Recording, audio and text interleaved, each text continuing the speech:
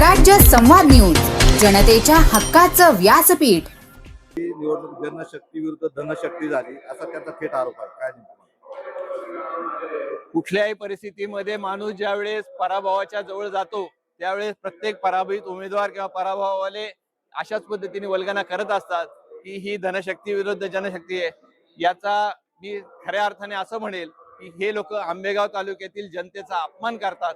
आंबेगाव तालुक्यातील जनता कधीही पैसे घेऊन मतदान करत नाही, हेच यावेळेस पुन्हा एकदा सिद्ध झालेलं आहे.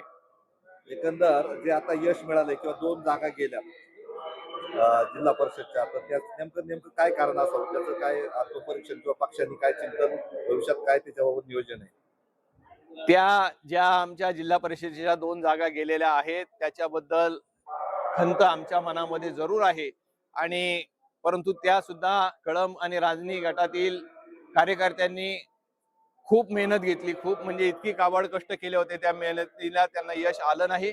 तसंच घोडेगाव मतदारसंघातील सुद्धा जे गट आहे त्याच्यामध्ये सुद्धा कार्यकर्त्यांनी अपार कष्ट घेतले, परंतु शेवटी थोडेसे कष्ट कमी पडण्यापेक्षा थोडासा जनतेने आम्हाला कौल तिथं कमी दिला.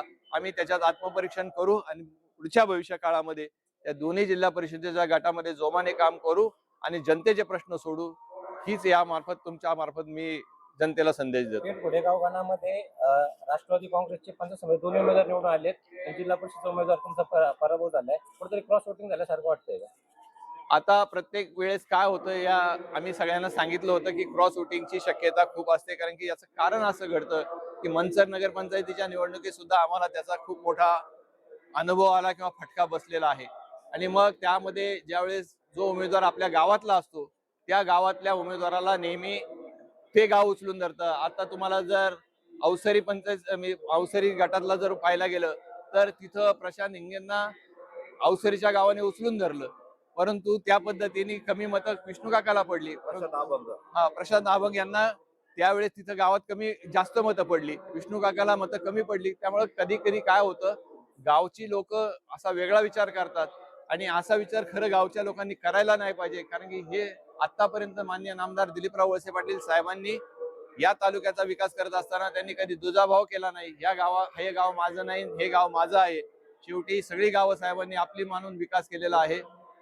कदाचित भविष्य काळामध्ये झालेल्या चुका आम्ही सुद्धा दुरुस्त करू आणि मतदारांना सुद्धा आपल्या चुका जर कळून आल्या तर त्या माध्यमातून पक्षाची पुढची प्रगती होऊन जाईल. वळसे पाटलांचा जो बालेकिल्ला आहे नेरबुडसर पारगाव जिल्हा परिषद, नेरबुडसर पारगाव जारकवाडी जिल्हा परिषद, तर तिथे एकनाथ शिंदेची सभा झाली, परंतु समोरच्या ज्यांनी सभा घेतली त्यांचा जिल्हा परिषद सदस्य पराभूत झाला आणि विवेक वळसे पाटील विजय झाले. याबाबत काय वाटतं? आपल्याला सगळ्यांना ज्ञात आहे, शेवटी आंबेगाव तालुका हा माननीय नामदार दिलीपराव वळसे पाटील साहेबांचाच बालेकिल्ला आहे. हे या निवडणुकीतून सिद्ध झालेलं आहे. माननीय नामदार एकनाथजी शिंदे साहेब यांनी सभा घेतली, त्या सभेचा कुठलाही फायदा त्या जिल्हा परिषदेच्या गटातील उमेदवाराला झालेला नाही. पुन्हा एकदा हे सिद्ध झाले की तो जो गट आहे तो नामदार वळसे पाटील साहेबांचाच गट आहे. एकंदर आदिवासी बाबत काय म्हणजे, कारण मागच्या विधानसभेला तर समजा आदिवासी भागात वळसे पाटलांना मतदान कमी झालं होतं आणि आता तिच्यात सुधारणा झाली, नेमकं काय त्याचं गणित असावं?